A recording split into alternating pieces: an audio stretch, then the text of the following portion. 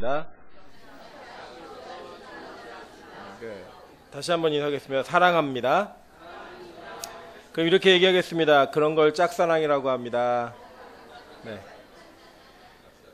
네. 먼저 양해의 말씀 두 가지를 드리겠습니다. 하나는 제가 그 오후 예배 본문을 오늘 낮 예배로 바꾸었습니다. 어저께 저녁에 좀 감동 중에 좀 오늘 낮 예배 때 이 말씀 나누었으면 좋겠다라고 생각을 했고요. 또 한 가지는 그 제가 지금 혓바늘이 좀 돋아가지고 발음이 조금 안 좋습니다. 그냥 교포가 와서 설교한다고 생각하시고 좀 양해하고 들으셨으면 좋겠습니다.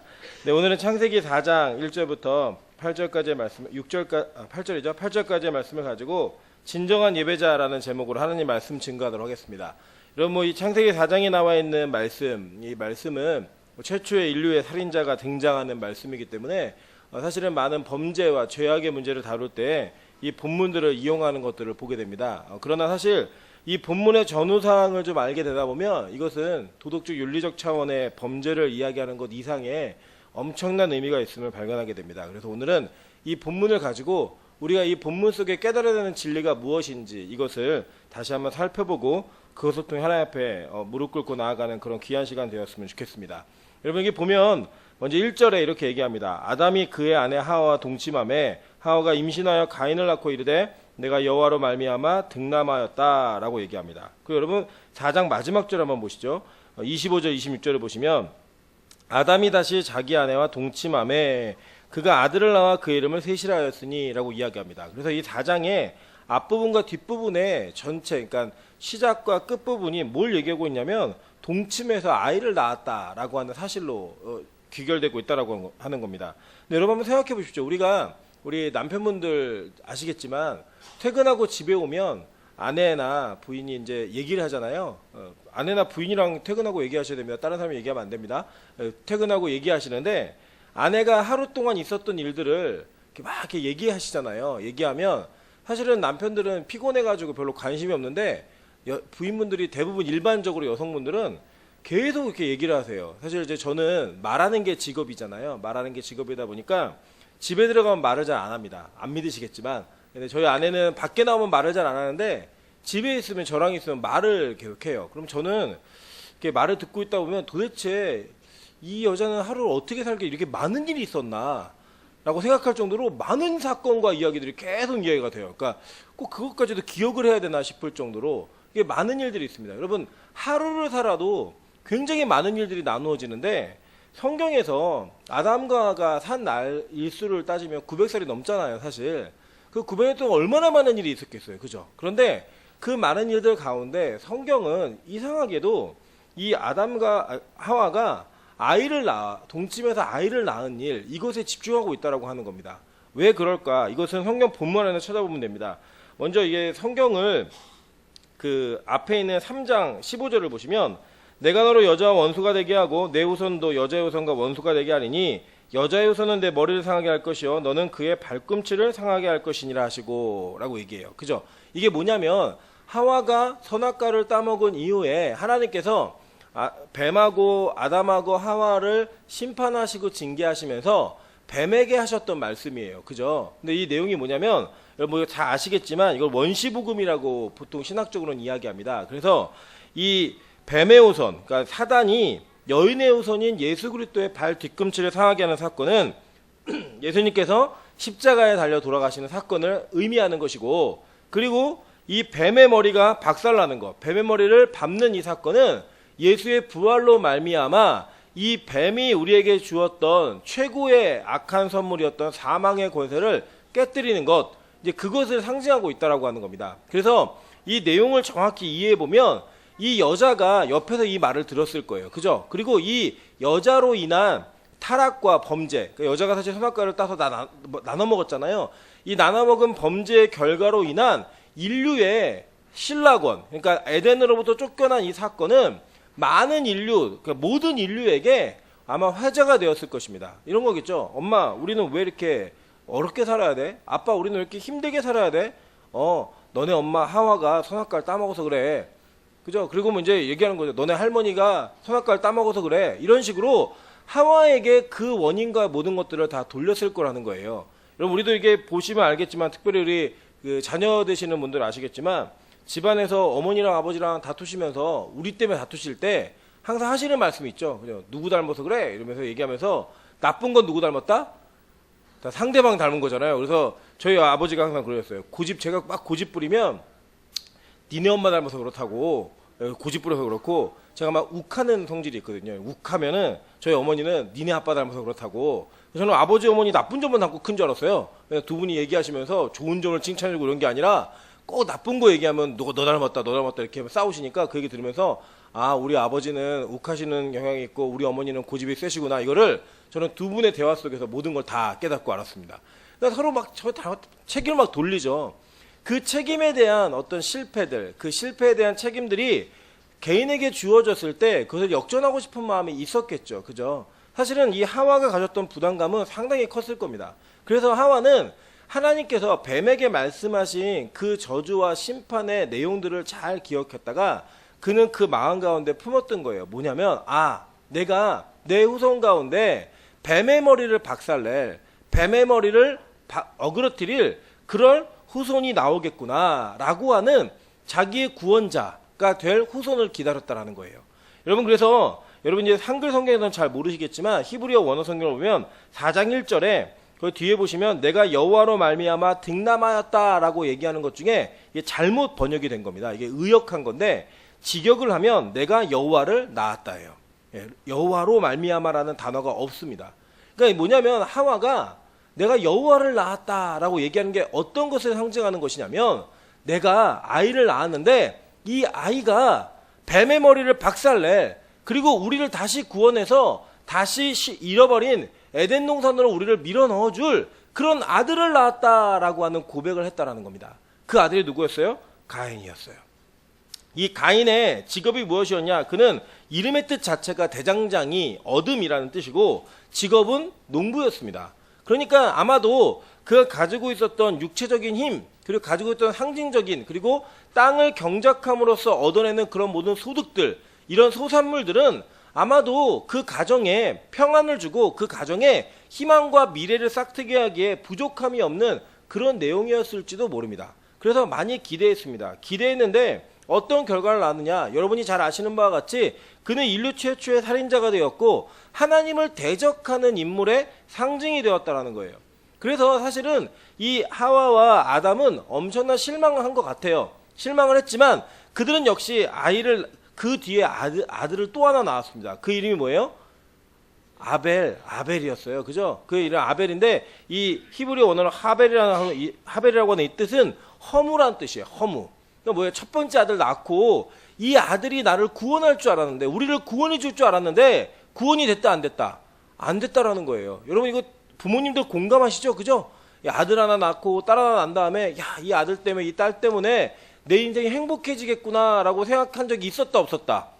있으셨죠. 그죠? 근데 키우면서 그 행복과 기대감이 실망으로도 바뀌고 낙심으로도 바뀌고 이제는 포기 상태. 그냥 니들이나 잘 살아라. 난 내가 알아서 책임질게. 이런 마음으로 바뀌셨죠. 그죠? 그리고 또 늦둥이를 낳을 때 걔한테 기대할까요? 아니요. 그렇지 않을 거예요. 아마도 이 아담과 하와가 두 번째 아들인 아벨을 낳은 이후에도 그들은 그 구원을 역시 기대는 했지만 그 기대가 첫 번째 아들만큼 있지 않았던 것 같아요. 그래서 그 아이의 이름을 허무라고 하는 이름으로 지었습니다. 여러분 잘 아시는 바와 같이 우리나라도 그랬지만 동양 문화권에서는요. 누군가에게 이름을 지어주고 그 이름을 호칭하는 것들을 그 사람에 대한 지배권과 통치권으로 이해합니다. 그 동시에 이 아이의 인생이 어떻게 되기를 바라는 마음으로 아이의 이름을 짓습니다. 그죠? 그래서 이제 저는 이름이 임철인데 그 숲을 임자에 물 맑을 철자입니다. 그래서 저희 어머니 아버지께서 맑은 아이가 되어라 라고 이렇게 지어주셨어요. 그리고 이제 우리 어르신들 보면 가끔 뭐 말자 이렇게 있잖아요. 그거 왜 그러죠? 예. 아들 낳기 위한 종말이 뭐 이렇게 얘기해서 아들 낳기 위한 마지막 바람으로 이름을 지었어요. 제가 예전에 구제 사역을 할 때 섬기던 독거노인 할머님 한 분이 계셨습니다. 예, 성함이 박섭섭이셨어요. 제가 여쭤봤어요. 할머니 이름 왜 섭섭이야? 이렇게 여쭤봤더니 할머니께서 예, 아들인 줄 알고 태어났는데 집안 사람이 다 아들을 기대해서 7째 딸이시래요. 7째 딸. 그러니까 너무 딸을 낳으니까 섭섭하다고 그냥 가시네 그냥 섭섭이로 지라고 할아버지가 이렇게 말씀하셔가지고 이름이 진짜 섭섭이세요. 박섭섭. 예, 그리고 뭐 되게 재밌는 이름 많아요. 박변변 씨도 계셨고요. 예, 변변치 않다 이런 의미로 지으신 것 같아요. 되게 많은 이름들이 있습니다. 근데 그 이름에 대한 기대들이 있잖아요. 그 기대처럼 사실은 고대에 사람들의 이름을 지을 때는 그 이름에 걸맞는 인생을 살았으면 좋겠다라고 하는 그런 바램으로서 그 아이들의 이름을 지었다라는 거예요. 그러니까 이 가인이라고 하는 이름과 아벨이라고 하는 이름은 단지 불려지는 호칭 이상의 그들의 인생에 내재되어진 의미가 있었다는 것을 우리가 어쩌면 기억해야 될 것이라고 생각합니다. 그런데 인간의 기대는 항상 보여지는 것, 첫 번째 것에 의미를 두고 있습니다. 여러분, 그래서 그 히브리인들의 첫 번째의 의미는 지금 우리가 알고 있는 장자의 개념과는 훨씬 더 다른 무게 있는 개념이었습니다. 그러니까 첫 번째는 전부를 의미하는 거예요. 전부. 그래서 가끔 이게 보시면 뭐 창세기도 그랬고 뭐 여러 가지 진행된 성경의 인물 가운데 하나님께서 사람을 택하실 때 장자를 택하기보다는 차자나 말자들을 택하는 것들을 봅니다. 예를 들어 볼까요? 아브라함의 아들이었던 이삭은 둘째 아들이었습니다. 그죠? 첫째가 이스마엘이었잖아요. 근데 하나님은 첫째가 아닌 둘째를 통해 믿음의 계보를 이어가셨어요. 이삭의 아들도 마찬가지였죠. 이삭에게는 두 아들이 있었는데 그 두 아들 중에 누굴 택했습니까? 에서가 아닌 야곱을 택해서 복음을 이어가셨어요. 마찬가지입니다. 요셉의 아들이 둘이 있었죠. 므낫세와 에브라임이 있었는데 하나님이 야곱을 통해 축복하실 때 그 장자권을 누구에게 주셨어요? 둘째였던 에브라임에게 주었다라는 거예요. 마찬가지입니다. 이세의 아들들이 정말 많았잖아요. 그 중에 8째이기도 하고 7째이기도 해요. 형이 하나 죽은 것 같아요. 말째였던 다윗에게 그 왕의 왕권이 이어지는 것들을 보게 됩니다. 다윗의 아들도 마찬가지였죠. 다윗의 아들은 암논이라고 하는 첫째가 있었지만 그는 죽었어요. 그리고 넷째였던 솔로몬, 그러니까 사실 왕위의 계보를 이을 수 없었던 그 서열에 있었던 솔로몬을 통해서 하나님의 복음을 이어가셨어요. 그래갖고 이 성경을 잘 모르시는 분들이 하나님은 첫째를 좋아하시지 않고 둘째나 셋째, 막내를 좋아하신다, 이렇게 설교를 가끔 하시더라고요. 듣는 첫째 되게 기분 나쁩니다. 그죠? 여기 첫째들 계시죠? 그죠? 여러분, 하나님이 첫째를 얼마나 좋아하는지 아십니까? 출애굽기 22장 19절에 보면 이렇게 얘기하세요. 무릇 초태생은 다 내 것이며 무릇 내 가축에 처음 난 우양도 다 그러하며 너는 너의 추수한 것과 너의 짜낸 집을 드리기에 더디하지 말지며 너의 처음 난 아들들을 내게 줄지며 너의 소와 양도 그 일례로 하되 7일 동안 어머니와 함께 있다가 8일 만에 내게 줄지니라. 하나님이요, 첫째는 다 내 거라 그래요. 첫째는 다 내 거라고 얘기했고, 이스라엘 공동체 가운데 첫째들을 다 가지고 오면 집안의 명분이 다 끊어지니까 그 첫째들을 대신해서 취한 사람들이 누구냐? 레위 지파는 거예요. 레위 지파. 민수기 3장에 보면 그 내용이 나옵니다. 네, 장자들을 대신하여 레위 지파를 내 것으로 여긴다. 그래서 레위 지파는 하나님의 지파가 되었죠. 그죠? 네, 그래서 그들은 자기의 기업과 자기의 재산을 모으지 못했고 하나님의 성전을 섬기는 일에만 전무하는 그런 하나님의 사람들로 취해졌어요. 그게 왜 그랬냐면 모든 이스라엘의 장자를 대신한, 원래는 출애굽할 때 10번째 마지막 재앙에서 다 죽었어야 될 그 장자들을 대신한 사람들이었다라는 거예요. 대속물.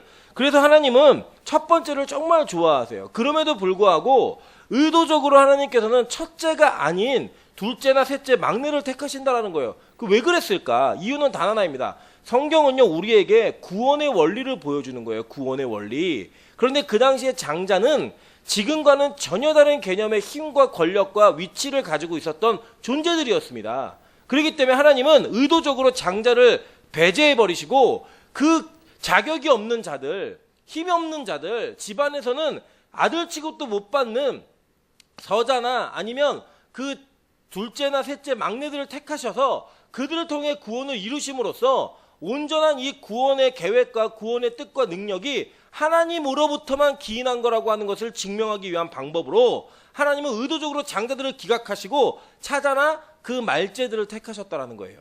그래서 여러분, 이 땅에서 얼마나 내가 능력이 많은가, 내가 능력이 있고 힘이 있다라는 것을 자랑하는 것은 성경에서 버린 자들이 선택하는 방법입니다. 오늘도 이 본문 안에서 배우겠지만 이 본문 속에 나타나 있는 하나님께서 예배를 드리는 가운데 택하신 그 예배 가운데 어떤 예배는 받으셨고 어떤 예배자는 받으셨지만 어떤 예배자와 어떤 예배는 받지 않으셨던 그 기준의 차이가 무엇인지 그것들을 발견하면서 우리 믿는 자들, 진정한 예배자들의 삶이 무엇인지를 잘 발견하셔야 된다라고 하는 겁니다.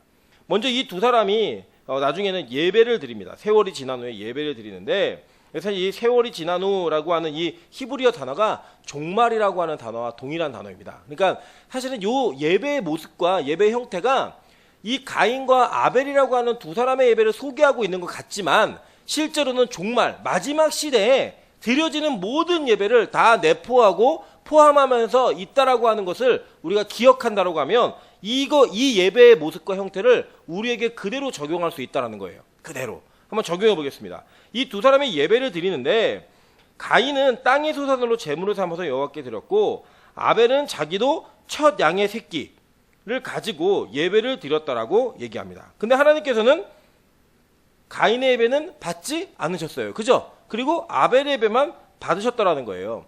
이 예배를 왜 받았고 왜 택했는가, 어떤 예배를 왜 받지 않고 왜 택하지 않으셨는가, 뭐 많은 이야기들이 있습니다. 뭐 첫 제물로 드렸다, 피가 있는 제사를 드렸다, 뭐 여러 가지 얘기가 있지만 성경이 분명히 증거하고 있는 것들을 보게 됩니다. 히브리서 11장 4절에 보면 성경은 이 단어 하나로 모든 것을 포함합니다. 믿음으로 아벨은 가인보다 더 나은 제사를 드림으로 의로운 자라 하시는 증거를 얻었으니 하나님이 그 예물에 대하여 증언하심이라. 그가 죽었으나 그 믿음으로써 지금도 말하느니라. 두 예배의 차이가 무엇인가? 이 예배는 딱 하나라는 거예요. 믿음의 차이. 여러 가지 증거들이 있지만 그 증거들이 포함하고 있는 게 뭐냐? 믿음의 예배인가, 믿음의 예배가 아닌가? 그 차이였다라고 하는 것입니다. 그러니까 하나님이 받으시는 예배는 믿음으로 드리는 예배를 받으시는 것이고 믿음으로 드리지 않는 예배는 받지 않으신다라고 하는 거예요. 여러분 이거를 잘못 오해하면 마치 어떤 행위가 믿음인 것처럼 얘기할 수 있지만 성경은 그것을 부정합니다. 성경은 부정하고 있고요. 오히려 믿음으로서 나오는 행위, 그것을 성경은 올바른 행위라고 인정을 하는 거예요. 자, 예를 들어 보겠습니다. 믿지 않는 자와 믿는 자가 같은 선행을 할 수 있어요. 구제를 한다고 예를 들어 쳐보면 같은 믿음이 있거나 믿음이 없는 자 두 사람 모두가 선행을 해요. 근데 한 사람은 믿지 않았는데 믿음이 아닌 자기의 의와 자기의 의지로서 선을 행하는 그 선은 하나님께 인정받는 의가 아니라는 거예요. 반대로 믿음이 있는 자의 선은 자기의 의와 자기 존재의 증명으로서 그 선을 행하는 것이 아니라 내가 믿음이 있기 때문에 하나님을 섬기는 자이기 때문에 이 일을 행한다라고 하는 그 믿음의 근거를 가지고 자기 행위가 도출되어지는 것입니다. 그것을 하나님은 선이라고 여기시는 거예요. 같은 행위를 했고 똑같은 액수가 기부된다 할지라도 그 근원의 출발이 무엇인가, 그것이 바로 믿음의 행위로 인정받을 수 있고 믿음의 행위가 아닌 쓸데없는 행위로 인정받는 판단받는 그런 결과를 낳게 된다는 겁니다. 그러니까 지금부터 제가 드리는 말씀들은 믿음의 기반을 두고 행위를 얘기하는 것으로 보시면 됩니다. 무슨 말인지 아시겠죠? 그런 차원에서 두 가지를 먼저 점검하고자 합니다. 먼저 요한일서 3장 12절에 보면 가인의 인생을 이렇게 성경은 표현합니다. 가인같이 하지 말라. 그는 악한 자에게 속하여 그 아우를 죽였으니 어떤 이유로 죽였느냐? 자기의 행위는 악하고 그 아우의 행위는 의로움이라 라고 얘기했어요. 자, 이 요한일서 3장 12절을 보시면 가인의 행위가 악하다라는 그 전제는 예배드리기 전의 행위예요? 아니면 예배드리기 후의 행위예요? 예배드리기 전의 행위라는 거예요. 그죠? 그러니까 죽인 이유가 뭐냐? 어떤 이유로 죽였느냐? 자기 행위가 악하고 아우 행위가 의롭기 때문이다 라고 얘기합니다. 그러니까 뭘 얘기하는 거냐면 이미 예배를 드리기 이전에 가인의 삶 자체가, 가인의 행위 자체가 악한 삶을 사는 존재였다라는 거예요. 반면에 이 아우의 행위는 의로웠다라고 얘기합니다. 그러니까 그는 예배 자리에 나오는 그 전에 이미 자기의 삶을, 악한 자의 삶을 살면서 예배 자리로 나왔다라는 거예요. 자, 그러면 이제 이 자리에 앉아있는 사람 중에 서 있는 저까지도 포함해서 누가 이것으로부터 자유로울 수가 있겠습니까? 자유롭지 못하죠. 그죠? 우리 모두가 죄를 짓고 오셨잖아요. 이번 일주일도 죄 많이 짓고 오셨죠? 그죠? 네, 많이 짓고 왔습니다. 사실은 뭐 수요 예배 나오신 분들은 중간에 한번 회개는 했지만, 그죠? 이 남은 3일 동안 또 지나온 3일 못지않은 죄를 많이 지셨어요. 가짓수로나 그 깊이로나 질적으로나 우리 진짜 악한 자들입니다. 숨 쉬는 것조차도 죄예요. 숨 쉬는 것조차도. 그렇게 사는 우리의 인생, 그 인생 가지고 지금 여기 다 나오셨잖아요. 그럼 우린 지금 누구예요? 가인이죠. 그죠? 근데 차이가 있다는 거예요. 어떤 차이가 있느냐? 여러분 이런 겁니다. 우리가 죄를 지을 수밖에 없는 존재예요. 죄인이기 때문에. 근데 그 죄가 아프셔야 돼요. 나는 믿는 자인데, 난 믿음 있는 자인데 내가 왜 실패했을까? 내가 왜 넘어졌을까? 내가 왜 이 죄를 또 지었을까? 라고 하는 아픔과 고통 속에 하나님의 은혜를 입고자 이 자리에 나오는 것, 그 죄에 대한 용서. 여러분, 예배의 근본적인 목적이 뭔지 아십니까? 예배가 정식으로 규범적으로 출발되어진 것은 레위기를 지나서예요. 그죠? 레위기를 지나서예요. 레위기에 예배법이 나오고 있으니까. 그 레위기의 예배법이 성막에서 예배가 드려지는 그 예배의 진정한 목적이 무엇이었어요? 죄에 대한 용서예요. 딴 거 아니에요. 뭐 영광 이런 거 막 얘기하지만 아무것도 다 그건 후반적인 이야기고, 전반부의 가장 서두에 놓아야 될 문제가 뭐냐? 죄에 대한 해결이었단 말이에요. 죄에 대한 해결. 여러분, 그 죄를 해결받는 그 자세와 모습으로 그들은 예배 가운데 임했습니다. 내 죄가 너무나 악하니까, 내 죄 때문에 내가 죽을 것 같으니까 하나님 내 죄를 좀 용서해 주십시오 라고 하는 마음으로 제물을 이끌고 나왔던 거예요. 여러분, 우리의 매주마다의 예배는 그런 모습이어야 된다는 겁니다. 하나님, 내가 너무나 정말 주님 앞에 용서받을 수 없는 죄를 많이 지었습니다. 나를 용서해 주십시오. 나를 좀 받아주십시오. 나에게 회개할 수 있는 기회와 이것들을 허락하신 것을 감사하며 죄인된 모습으로 나오는 겁니다. 그래서 여러분, 그리스도인들은요, 평생 회개하는 겁니다. 언제까지요? 죽을 때까지. 평생 회개하고 사는 거예요. 우리는 그 회개 속에 의인이라고 칭함받는 것을 기대하고 그 의인으로 칭함받을 것을 고대하면서 오늘의 죄의 모습을 넘어서는 것, 오늘의 죄인의 모습으로 살아갈 수밖에 없지만 그 죄인의 모습을 용서함 받은 자의 모습으로서 살아가는 것, 그게 바로 예수 믿는 자들의 삶인 거예요. 예수 믿는 자들은요, 죄인입니다. 그런데 의인인 거예요. 그런데 어떤 존재들이 있느냐? 이 의를, 하나님의 의를 남용하고 악용합니다. 죄를 지었는데 뻔뻔해요. 그 죄가 죄인지도 깨닫지도 않고 그 죄가 너무나 익숙해진 거예요. 그래서 그냥 세상 사람들 다 지니까 나도 그 중에 하나. 그럴 수 있지. 뭐 예수 믿는다고 특별한가? 다르지 않아. 그러면서 그 죄에 대한 명분을 자꾸 쌓아가고 그 죄에 대한 명분을 자꾸 정당화시키는 거예요. 이웃집 아줌마도 그렇고 아랫집 아저씨도 그렇고 우리 다 똑같이 죄지니까 나도 그렇게 죄 짓는 거지 뭐. 원래 그런 거야, 인생이라는 것 자체가. 그런 모습으로 예배 나오는 겁니다. 회개? 생각 없어요. 들리지도 않아요. 깨닫지도 않아요. 아프지도 않고 죄가 이제는 힘들지도 않아요. 죄 짓는 게 너무 익숙해져서. 그게 누구의 삶이었어요? 가인의 삶이었던 거예요. 실제로 다른 그 사본들을 보면, 뭐 LXX를 보면, 그 이제 70인경이죠. 70인경에 보면 이 그 8절에 가인이 그의 아우 아벨에게 말했다라고 얘기하잖아요. 그 말의 내용이 기록되어져 있습니다. 뭐 이런 거예요. 가인이 아벨에게 이렇게 얘기했습니다. 나는 내세를 믿지 않아. 그러니까 아벨이, 형, 나는 내세를 믿어. 하나님은 살아계셔. 그랬더니요, 가인이 아벨을 쳐 죽였어요. 뭐냐? 심판을 믿는 자와 믿지 않는 자의 삶인 거예요. 여러분, 심판을 믿지 않는 자들은요, 이 땅에서 수단과 방법을 가리지 않고 자기 인생의 유익을 취해갑니다. 그리고 그게 맞는 거예요. 여러분, 저는 예수님이 없다 그러면 지금 하나님의 복음이 가짜라고 하고 천국이 가짜라고 한다면 여러분 여기 앉아 계시면 안 돼요. 여러분 지금 뭐 하셔야 되냐면 나가서 돈 버셔야 돼요. 천국 없고요, 내세가 없으면 돈이 최고입니다. 아니에요? 저는 만약에 천국이 없다 그러면 매주 토요일마다 저기 어디에 상계초등학교 앞에 가갖고 로또 이제 명당 자리 줄 설 거예요. 맨 앞에서 매 주마다. 여러분, 예수가 없다면, 천국이 없고 영원한 세계가 없다면 이 땅이 끝이에요. 그냥 이 땅이 끝이라면 이 땅의 최고가 뭐예요? 돈이요. 돈. 모든 직업과 모든 진로와 모든 걸 선택할 때 얼마나 하면 돈을 많이 벌 수 있을까? 뭘 하면 돈을 벌 수 있을까? 이걸 고민해야 되고요, 거기에 매여있는 삶을 살아야 돼요. 무슨 헌금을 내요? 모아야죠. 한 푼이라도 아껴야죠. 그런 자의 삶이 누구의 삶이었냐? 가인의 삶이었다라는 거예요. 반면에 내세를 믿는, 심판을 믿는 자들은요, 그런 기준으로 살지 못합니다. 하나님 살아계세요.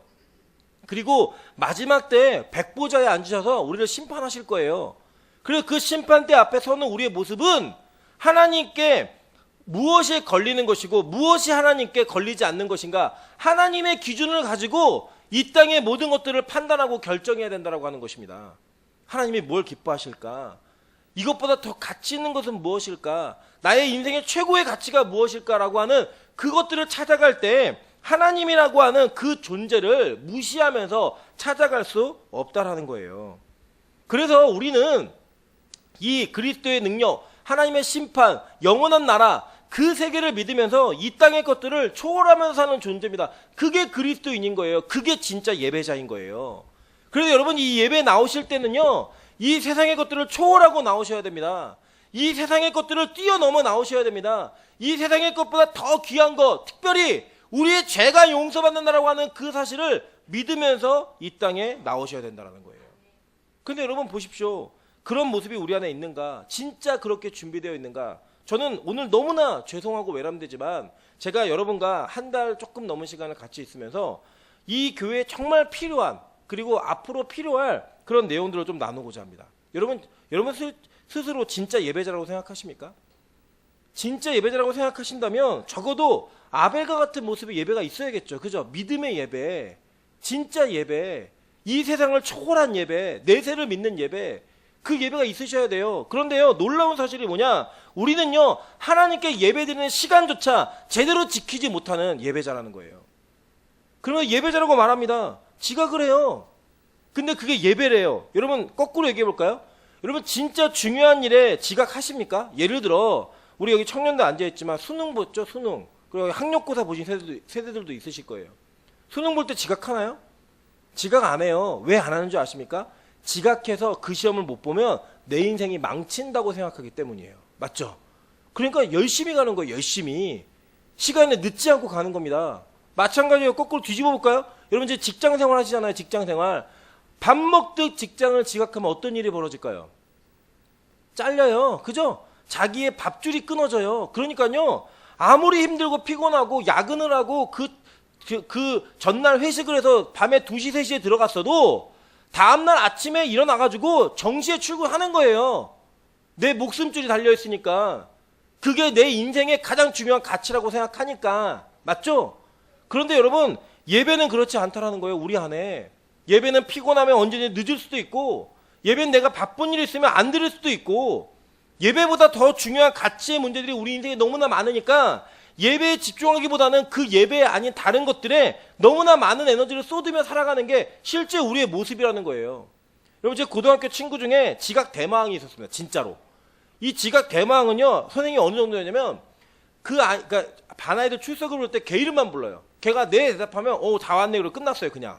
그 친구가 이게 그림 그리는 걸 좋아하고 예술가 기질이 있어갖고 이게 그 풍류를 즐기고 잘 이렇게 자기 정해진 규율을 못 지키는 아이였어요.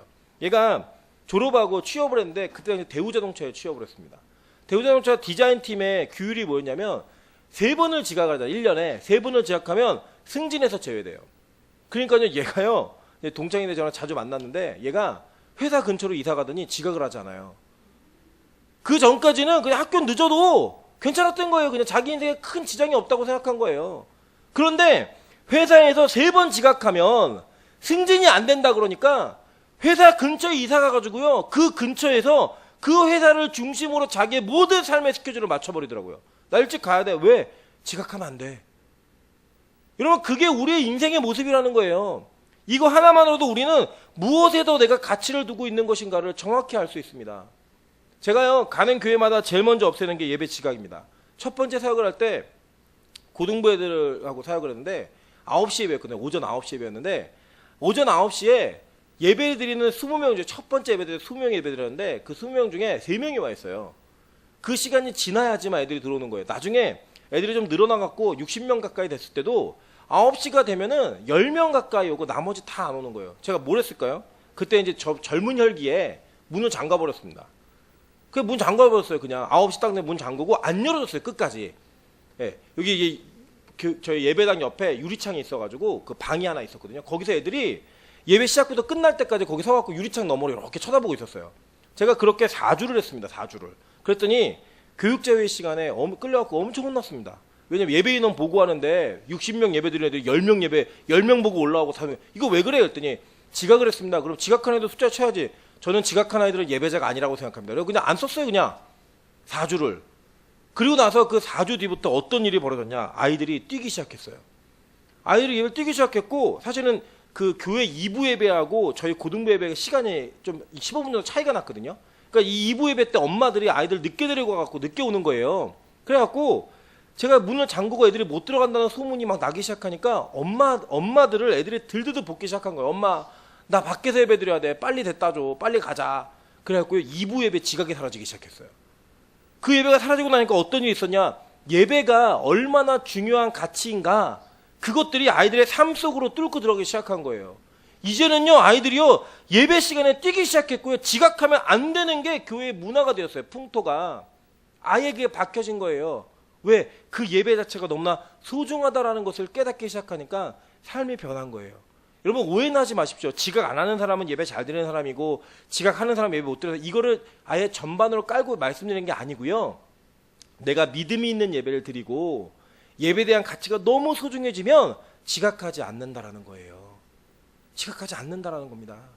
그럼 믿음의 기반이 우리의 삶의 형태를 바꾸어 낸다라는 거예요. 그겁니다. 그렇게 이 가인은 평소에 자기의 삶이 믿음의 기반을 두지 않으니까 그의 행동으로 표출되어지는 모든 것들이 하나님과는 반대되어지는 행동의 삶이 다 나온 거예요. 그러니까 여러분, 이중적인 삶을 살잖아요. 교회 와서는 집사고 권사고 뭐 장로고 목사고 심지어 성도라고 불려지는데 밖에 가면요, 세상 사람들과 똑같이 살아요. 똑같이 욕하고 똑같이 경쟁하고 똑같이 남들 험담하고 똑같은 죄의 현장 속에서 아무런 이질감 없이 그냥 그 현장을 받아들이는 그 삶의 모습, 그게 우리의 모습일 수 있다는 거예요. 그게 어떻게 믿음이고 그 예배자입니까? 그 예배자 아니에요. 실제로 이 두 번째 문제를 좀 점검해 보도록 하겠습니다. 두 번째 문제는 뭐냐? 가인은요, 첫 번째 소산으로 예배를 드리지 않았어요. 출애굽기 34장 26절에 보면 너의 토지 소산에 처음 익은 것을 가져다가 너희 하나님 여호와 전에 드릴지며 라고 얘기해요. 제가 아까도 말씀드렸던 서두에 처음이라고 하는 유대인들의 1이라고 하는 그 숫자의 개념은 그냥 단지 첫 번째가 아니고요, 전부를 상징하는 대표였습니다. 그러니까 그 첫 번째 것을 드림으로 말미암아 이 전부가 다 하나님의 것입니다 라고 하는 것에 대한 증명인 거예요. 그리고 여러분, 11조도 마찬가지입니다. 뭐 11조를 해야 된다 안 해야 된다 구약적인 게 여러 가지 있지만 예수님이요 직접 말씀하셨어요. 그 오신 이후에도 11조 그것은 해야 되는 것이라고 말씀하셨어요. 그러면서 그 11조의 개념이 뭐냐? 단지 10분의 1의 세금을 내는 그런 개념이 아니고요, 유대인들의 1의 개념, 1의 개념이 뭐냐면 자기의 전부가 하나님의 것입니다 라고 하는 것을 인정하고 그것을 고백하는 삶이었던 거예요. 여러분, 그래서 오해는 하지 마십시오. 이 앉아 계신 분들 중에 믿음 없는 분들이 있어요. 이 믿음 없는 분들은 그냥 이렇게 귀로 들으시고 이렇게 흘리시면 돼요. 저는 사실 개인적으로 헌금 설교하는 거 되게 싫어합니다. 저는 이제 배운 게 뭐냐면, 헌금 설교를 하면 믿음 있는 사람만 더하지 안 할 사람 아예 안 한다고 그냥. 그러니까 괜히 믿는 사람들에게 부담 주지 말아라 이렇게 배웠기 때문에 저는 헌금 설교하는 거 별로 그렇게 좋아하지 않습니다. 그래서 저는 지금 여러분이 얼마를 헌금하시든 저랑은 전혀 상관없는 문제이기 때문에 오늘은 용감하게 말씀드리려고 합니다. 여러분, 11조를 하지 않는 것은요, 11조는 사실 헌금 아니에요. 왜 헌금이 아니냐면 11조는 내 전체가 하나님의 것이라고 고백하는 최소의 미니멈의 고백인 거예요. 그 의무예요, 의무. 그러니까 여러분, 11조를 내놓고 막 뿌듯해하지 마세요. 그거는 나 도둑 아니에요. 이걸 그냥 얘기하고 증명하는 거예요. 11조를 지금 안 하고 있다. 믿음이 있다라고 얘기하는데 11조 안 하고 있다. 이건 도둑이에요, 도둑. 11조는 반드시 우리 가운데 있어야 되는 고백인 거예요, 고백. 하나님의, 내 전체가 하나님의 것입니다 라고 하는 거. 그것을 고백함으로써 그 이후에 뭐냐? 하나님이 주신 물질 나머지 9개를 하나님이 기뻐하시는 곳에 쓰겠습니다 라고 하는 하나님의 것임을 고백하는 거라니까요. 그래서 11조는 굉장히 중요한 물질적 의미가 있습니다. 나머지 내가 10분의 1을 드렸으니까 9개 내 거야, 내 마음대로 써야지, 이게 아니고요, 이 전체가 하나님의 것이기 때문에 이 나머지 것들도 하나님께 드립니다 라는 고백인 거예요. 아벨은 그렇게 예배를 드렸습니다. 하나님 앞에 예배하러 나올 때 물질을 가지고 나와 그 물질을 드렸다라는 거예요. 지금 이 시대에는요, 소나 양을 갖고 오지 않습니다. 집에 있는 개 들고 오시면 안 돼요. 막 제사 드리겠다고. 개는 제물로 드리지도 못하고요, 하나님 그런 제물을 지금 받지도 않으세요. 동물의 피해자를 받으시는 분이 아니에요. 그런데 여러분, 이 땅에서 여러분이 하나님이 주신 축복의 모든 환경과 모든 건강을 가지고 하시는 일이 뭐예요? 돈 버는 일이잖아요, 사실. 그죠? 그 돈을 벌었는데 이 벌은 돈이 다 하나님의 것입니다 라고 고백하는 것, 그게 바로 하나님께 드리는 예물인 거예요. 그리고 정성스럽게 준비해야죠, 정성스럽게. 제가 이전에 섬기던 교회에 갔는데 청년들이 이렇게 숫자하고 헌금 드리는 내용을 딱 보니까 애들이 1인당 평균 2,000원 헌금하더라고요. 2,000원. 제가 얘기했어요. 야, 너 하나님 거지냐? 하나님의 적선하니? 2,000원 잃어버려도 찾지도 않는 돈이야. 그 돈을 헌금하고 있더라고. 그 돈을. 제가 기준을 정해줬어요. 너희들, 여러분이 하는 말 아니에요. 청년들에게 했던 말 그대로면, 너희들 남자친구랑 여자친구 만나서 밥 먹고 놀 때 한 끼 밥 먹을 정도, 둘이 한 끼 밥 먹을 정도, 그 정도는 최소한으로 헌금하는 게 난 맞다고 생각해 라고 얘기했어요. 그게 맞죠. 사실 예배 안 드렸으면 뭐 했겠어요. 우리 여기 많은 청년도 앉아있지만 예배 안 드렸으면, 그죠? 여자친구 만나고 남자친구 만나서 밥 먹고 놀았겠죠. 없는 애들 혼자서 밥 먹고 놀고, 그죠? 그렇겠죠. 그 한 끼 밥 먹을 정도의 액수, 그 정도로 주님 앞에 드리는 것, 그것은 저는 최소한의 고백, 여러분 최대가 아니고 최소예요. 최소한의 고백이라고 생각을 해요.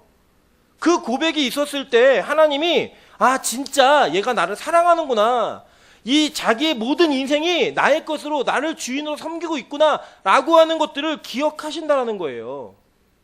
여러분 그것을 우리가 어떤 기준으로 좀 정했으면 좋겠어요. 저는 이 교회가 어떤 기준인지 모르기 때문에 제가 정해드릴 수 없어요. 이건 담임 목사님이 정하셔야 되는 거예요. 근데 우리 청년들 안에 마음의 믿음으로 좀 정했으면 좋겠어요. 제가 대충 보니까요, 남자 여자가 만나갖고 데이트를 하잖아요. 그러면 하루를 좀 제대로 논다. 그럼 1인당 평균 5만 원 이상 써요. 맞죠? 영화 보고 밥 먹고 그 뒤에 또 뭐예요? 뭐죠? 게임방 가고 노래방 가고 뭐 이러면 하루 종일 놀아도 너무 부담스러워요. 저는 그게 너무 부담스러워서 결혼을 했어요. 힘들어가지고. 예. 여러분 그런 모습, 그 모습으로 주님 앞에 예배하는 거, 우리 너무 사랑하니까 만나서 그렇게 돈 쓰는 게 아깝지 않은 거잖아요. 빚지면서 막 노는 거잖아요. 근데 그만큼 예수님 사랑하고 하나님 사랑해서 이 예배제를 나오셨으면 그 예배에 대한 고백, 사랑에 대한 고백이 있으셔야 된다라고요. 그죠? 그냥 말로만 고백하는 거 오래 못 갑니다. 그죠? 근데 내가 뭔가를 고백해주고 내가 그것을 갚아주는 보상의 것이 있으면 그거는 오래 가요. 꽤 오래 가요, 진짜. 제가 결혼 생활 해보니까 그렇더라고요. 여자들은 뭐 큰 거 안 바라고 자꾸 반짝이는 거 바라갖고 자꾸 반짝이는 거 주고 헌금을 좀 줬더니, 현금으로 줬더니, 와, 그 뒤부터 저의 사랑의 고백보다도 더 행복한 얼굴로 인생을 살아가는 아내의 모습을 보았습니다. 그게 우리 인생인 거예요. 하나님도 동일하신 분이에요, 동일하신 분. 여러분 근데 기억하세요. 주님이 돈 없어서 돈 거들어 오신 분이 아니고요, 마음을 보시고 싶은 거예요. 마음을. 실제로 그래요. 자, 볼게요. 말라기서에서 이렇게 얘기합니다. 내 이름을 멸시하는 제사장들아, 나 만군의 여호와가 너에게 이르기를, 아들은 그 아버지를, 종은 그 주인을 공경하나니 내가 아버지일진데 나를 공경함이 어디 있느냐, 내가 주인일진데 나를 두려움이 어디 있느냐. 하나님이요 뭐라고 말씀하셨냐, 너희들 내가 아버지고 내가 주인이라고 얘기하는데 이 세상에서도 아버지를 공경하고 주인을 공경한다. 근데 너희들의 공경함이 어디 있는지 난 잘 모르겠다. 그랬더니요, 이 사람들이 대답을 해요. 너희가 이르기를, 우리가 어떻게 주의 이름을 멸시하였나이까. 이게 왜 되물어요? 그랬더니 하나님 대답하신 내용이 뭐냐, 너희가 더러운 떡을 나의 제단에 드리고도 말하기를, 우리가 어떻게 주를 더럽게 하였나이까 하노도다. 이는 너희가 여호와의 식탁은 경멸히 여길 것이라 말하기 때문이라. 무슨 말인지 아시겠죠? 더러운 떡을 드렸대요. 원래 거룩한 떡을 드려야 되는데 더러운 떡을 드리면서, 우리가 하나님을 뭐 그렇게 해도 되지, 안 보이시는 분이고 그 정도 했으면 됐지, 이렇게 얘기해요. 그러면서 얘기해요. 뒤에 만군의 여호와가 이르노라, 너희가 눈먼 희생제물을 바치는 것이 어찌 악하지 아니하며 저는 것 병든 것을 드리는 것이 어찌 악하지 아니하냐. 이제 그것을 너희 총독에게 드려보라. 그가 너를 기뻐하겠으며 너를 받아주겠느냐. 우리가 안 입고 정말로 맞지 않는 상사에게 선물 하나 보내도요, 그렇게 나의 승진을 결정하고 나의 인생을 결정할 수 있는 결정권자에게 무언가 선물 하나 보내도요, 우리 정말 정성스럽게 보내요. 과하도록 보낸다고요. 맞죠? 그런데 하나님께 뭐 드리냐? 눈먼 것, 저는 것, 병든 것 드렸다는 거예요. 우리가 언제 그랬어요? 그게 뭐예요? 지각하는 거, 나 다 쓰고 남은 시간, 나 물질 다 쓰고 남은 물질, 그런 거 드리는 거예요. 그러면서 하나님 받으셨죠? 하나님 드렸어요? 또 의무적인 내용들만 감당해냈으니까 더 이상 나한테 터치하지 마요. 노 터치. 그게 지금 교회의 모습이 되어 있어요. 여러분 15년 전만 해도요, 농담처럼 뭐라고 얘기했냐면 썬데이 크리스찬 지옥 간다 그랬어요. 그래서 썬데이 크리스찬이 얼마나 악한 사람인지 그런 찬양도 있었다고. 찬양, 주일만 예배드린 자들. 근데 지금 얼마나 변했냐면, 지금은 주일날만 오더라도 안 빠지고 오는 것을 좋아하는 거, 기뻐해 주는 거, 칭찬해 주는 게 지금 한국교회가 돼버렸습니다. 여러분 이게 맞아요? 틀리잖아요. 주중에요, 회사에 투자하는 시간, 학교에 투자하는 시간, 나의 자기개발과 운동에 투자하는 시간에 비해 예배에 투자하고 하나님과의 교제 시간에 보내는 시간이 얼마나 적은지 시간적으로만 보자고요. 시간적으로만. 그것만 보아도 진짜 우리 자신이 가지고 있는 신앙에 대한 열심, 하나님에 대한 진정한 마음, 그걸 증명할 수 있는 그 증명의 내용이 우리 안에 없어요. 이게 뭐로부터 기반한 거냐? 믿음 없음으로부터 기반한 거예요. 믿음 없음으로부터. 그 행동이 지옥 간다는 게 아니고요. 믿음이 없기 때문에 그렇게 대충, 그렇게 그냥 일주일에 한 번 정도 찍고 가는 거, 그 예배를 드리면서 그 예배에 대한 정당성을 스스로 확보해가고 있다고요. 주일날 와서 성가대 한번 하고 찬양인도 한번 하고 대표기도 한번 하고 봉사 한번 하고 했으니까 일주일은 내 맘대로. 그게 복음입니까? 그게 예배자예요? 아니라는 거예요. 하나님이요, 그 얘기하시는 거예요. 너 눈먼 거, 저는 거, 병든 거, 그런 거 드리잖아. 그걸 어떻게 기쁘다고 얘기하니? 라고 말씀하시는 거예요. 실제로 우리가 그렇게 살아요. 하나님이요, 망구네오가 이렇게 얘기했어요. 뭐라고 얘기하냐면 말라기 계속입니다. 너희가 또 말하기를 이 일이 얼마나 번거로운 거, 예배가 번거롭다는 거예요. 그러면서 코드심치고 흠친 물건과 저는 것 병든 것을 가져왔느니라. 너희가 이같이 봉헌물을 가져오니 내가 그것을 너희 손에서 받겠느냐? 이는 여호와의 말이니라. 짐승떼 가운데서 수컷이 있거든 그 서원하는 일에 흠이 있는 것으로 속여 내게 드리는 자는 저주를 받으리니 나는 큰 임금이요 내 이름은 이방 민족 중에서 두려워하는 것이 됨이라. 하나님 그런 분이에요. 큰 임금, 창조주, 온 세계의 주인, 그 주인에게 드리고 있는 우리의 모습의 예배가 저는 것, 눈먼 것, 병든 것 드리는 거예요. 그래 하나님 뭐라 그러는지 알아요? 차라리 말라기 2장 1절부터 3절 9절에 보면 이렇게 나옵니다. 이는 너희가 그것을 마음에 두지 아니하였습니다. 보라 내가 너희의 자손을 꾸짖을 것이요 똥 곧 너희 절개의 희생의 똥을 너희 얼굴에 바를 것이라. 하나님 차라리 그 예배 드리지 말라는 거예요. 성전문을 닫으라는 거예요. 너희들 얼굴에 내가 똥을 바르겠다고 얘기하셨어요. 그러면서 뭐라고 하는지 알아요? 9절에 너희가 내 길을 지키지 아니하고 율법을 행할 때 사람에게 치우치게 하였으므로 나도 너희로 하여금 모든 백성 앞에서 멸시와 천대를 당하게 하였느니라. 하나님을 갚아주시겠다는 거예요. 저는 지금 한국교회가 언론에 세상에 조롱과 비판을 받는 이유는 당연하다고 생각해요. 교회가 가지고 있는 교회로서의 기능, 진짜 예배자를 성장시켜야 되고 예배자를 키워내야 되고 예배를 드려야 되는 모든 것들을 다 잊어버렸어요. 잊어버리니까 하나님이 너희 얼굴에 똥을 발라버리겠다고 말씀하신 그 예언이 이루어지고 있는 거예요. 똥 바른 교회들, 똥 바른 성도들, 똥 바른 목사들, 이런 자들이 지금 다 언론에 공개되고 있고 조롱과 비난과 손가락질 당하고 있는 겁니다. 여러분 아니라고 생각하십니까? 진짜 그래요. 저부터도 마찬가지고요. 우리가 진짜 예배를 드린다면, 진짜 예배자로 산다면 안 해야 될 행동들, 안 해야 될 말들 너무나 많은데 그 일들이 우리 안에 막 용서선치도 솟아나와요. 이유가 뭐냐? 믿음이 없기 때문에. 인정하자니까요. 그냥 다른 거 아니고 믿음이 없기 때문에. 진짜 하나님을 믿는 믿음, 예수를 믿는 믿음이 있으면 우리 이렇게 예배 못 드립니다. 여러분 한번 생각해 볼까요? 예를 들어 진짜 예배 드릴 때 졸면 제가 총으로 쏴서 죽인다고 한번 생각해 보세요. 주일마다 여러분 그저 북한에서는 장성택이 왜 죽었어요? 김정은이 말하는데 잔다고 죽었어요. 존다고. 그러면 그 죽는 걸 보고 졸까요? 아마 그런 인민회의 같은 거 하고 김정은이 연설하는 그 시간에는요 푹 자고 와가지고 자기 허벅지를 찌르면서 절대 졸지 않을 거예요. 졸면은 총 맞아요. 그 예를 들어 누가 졸았다 칠까요? 이러면 지원이가 졸았어요. 김지원이 졸았어요. 제가 총 쏜 거예요. 여기서 빵 쏴갖고 막 피가 튀기고 막 다 죽었어요, 진짜. 여러분 졸까요? 아무도 안 졸겠죠, 그죠? 근데 우리는요 예배를 그냥 시간 때우는 거로 너무나 익숙해요. 여러분 제가 교육자 치고는 참 단점이 설교가 긴 거잖아요, 그죠? 짧아야 은혜가 되는데, 그죠? 죄송해요, 죄송한데 여러분 드라마 50분은 안 길어요, 그죠? 너무 아쉬워요. 왜 벌써 끝나나? 재밌는 영화 2시간 졸면서 보세요? 보다 보면 끝났어요. 막 엔딩이 올라가요. 다음 편이 기대돼요. 예. 그 뭐죠? 어벤져스, 인피니티 워. 다음 편 기대되지 않으세요? 우리 청년들? 2시간이 넘어. 런닝타임 2시간 40분 그러잖아요. 안 길어요. 근데 설교는 너무 길어요. 진짜 길어요. 두 가지예요. 이유는 첫 번째는 제가 설교 너무 못하기 때문이고 또 한 가지 여러분의 마음에 맞지 설교는 20분 이내에 끝내는 게 가장 은혜로운 거예요. 벌써 힘든 거예요. 조금만 지나가면. 저는 너무 안타까워요. 우리 일주일에 한 번 듣는 건데 한 번 듣는 말씀으로 일주일을 살아가는데 그 시간에 하나님의 말씀이 온전히 나눠지지 못한다라고 하는 게 진짜 너무 아쉽고 안타까워요. 그렇게 우리 예배 드리고 있는 거예요. 예배를. 하나님이 우리에게 말씀하셨어요. 그래 뭐 제사장만 그렇게 드리면 되지. 아니요. 베드로전서 2장 9절에 얘기합니다. 그러나 너희는 택하신 족속이요 왕 같은 제사장들이요. 신약에 오면요 우리에게 제사장의 개념이 확장되어져요. 여러분 다 제사장이에요. 그러니까 우리는 다 예배를 섬겨야 되는 자들이라고요. 우리 모두가. 목사만 제사장이 아니고요. 목사는 제사장이 아닙니다. 구약의 그 제사장 개념은 끝났어요. 우리 다 성도예요. 주님 앞에. 그런데 그 성도들에게 어떤 칭호를 주셨냐. 너희들 다 제사장이야. 우리는 제사장이기 때문에 그 제사장들은 예배를 섬기는 게 우리의 삶의 목적인 거예요. 그런데 여러분 안에 예배가 무너져 있다. 잘못된 제사장인 거예요. 예배가 실패하고 있다. 여러분 우리는 하나님의 소유된 백성이 아닌 거예요. 이게 여러분 천국과 지옥을 결정하는 문제였다니까요. 가인과 아벨이요. 예배 드리는 장소에서 한 사람은 악인이 되었고 한 사람은 의인이 되었어요. 맞죠?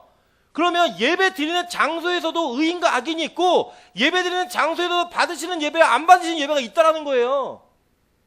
그러면 예배 안 드리는 건 이미 게임 끝난 거죠. 그죠?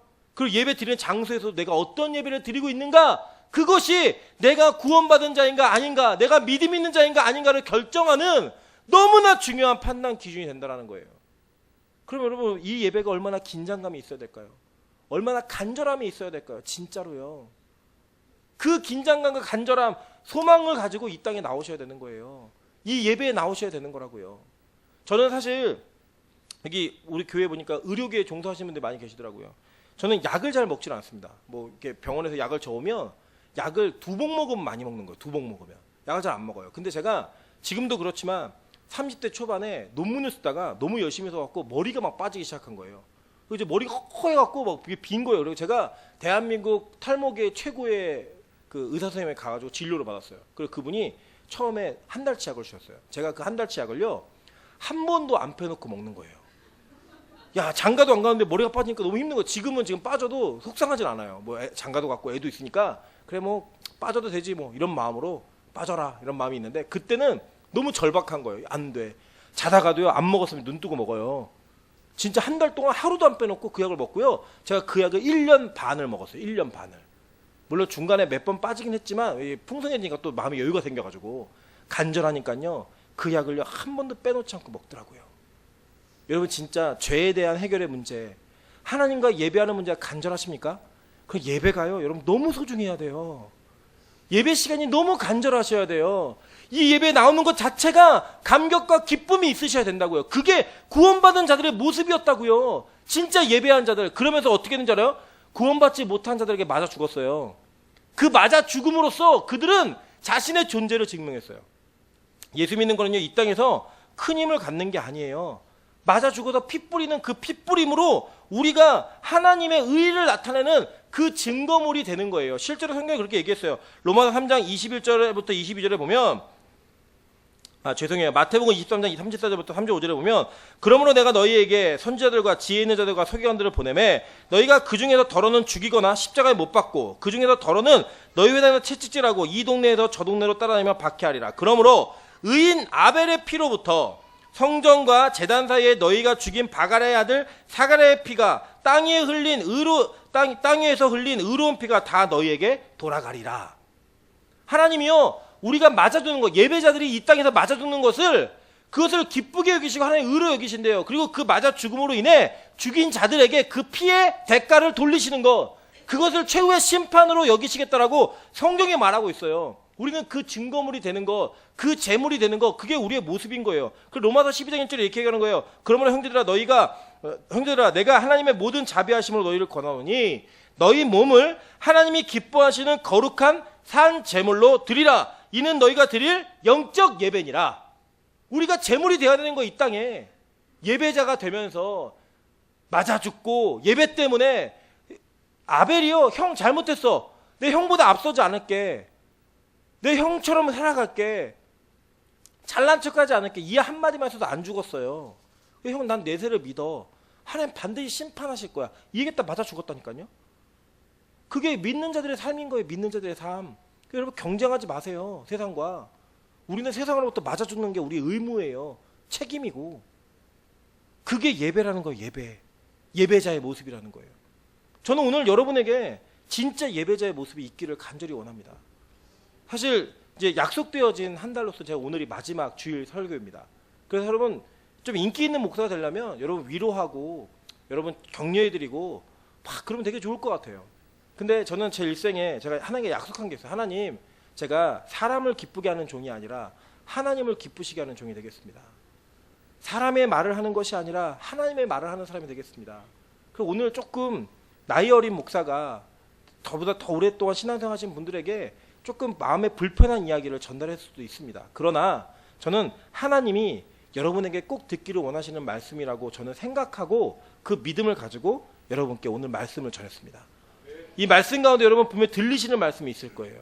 저는 이 교회의 문화가 바뀌길 바랍니다. 일단 다른 거 아니에요. 지각이 없는 예배. 지각이 없는 예배.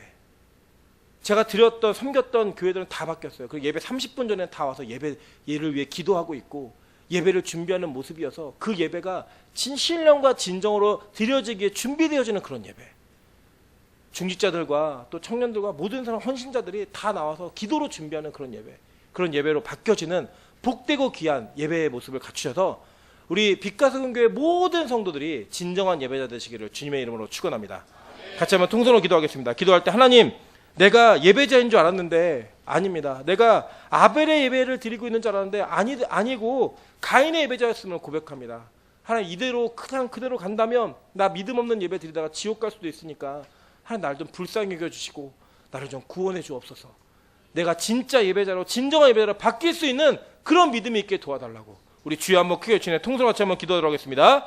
주여! 하나님 아버지, 역사하시는 주님의 은혜와 능력을 바라보며 주님 기도하며 나아갑니다. 우리가 예배하는 자입니다. 그런데 그 예배 모습 가운데 진짜 예배가 있는지 다시 한번 돌아보기를 간절히 소망합니다.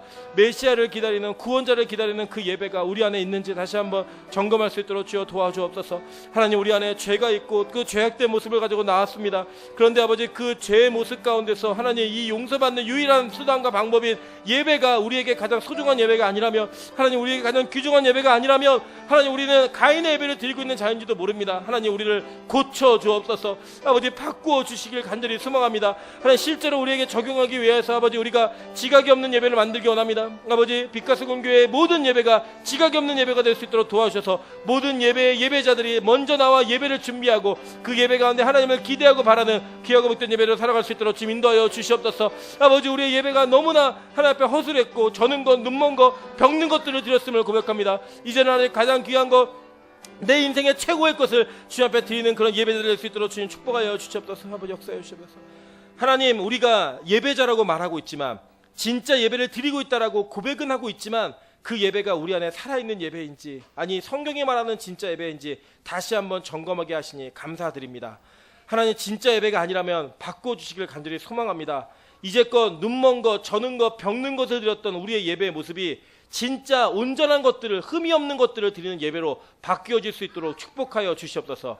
그러므로 말미암아 이 빛가스금의 교회에 드려지는 모든 예배가 하나님의 영광을 나타내고 하나님께서 받으시고 기뻐하시는 복된 예배가 드려질 수 있도록 축복하여 주시옵소서. 함께 하실 것을 믿고 간구하며 예수님 이름으로 기도합니다. 아멘. 우리 다 같이 자리에서 일어나셔서 찬송가 428장 부르시면서 준비한 예물 하나님 앞에 봉헌하도록 하겠습니다.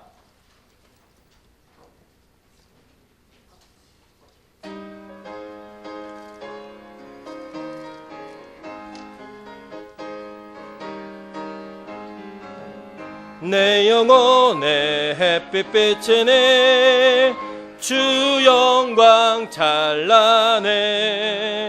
이 세상 어떤 빛보다 이 빛 더 빛나네. 주의 영광 빛난 그 ang체 내게 비춰주시옵소서. 그 밝은 얼굴 배울 때 나의 영혼 기쁘다. 내 영혼에 노래 있으니 주 찬양합니다.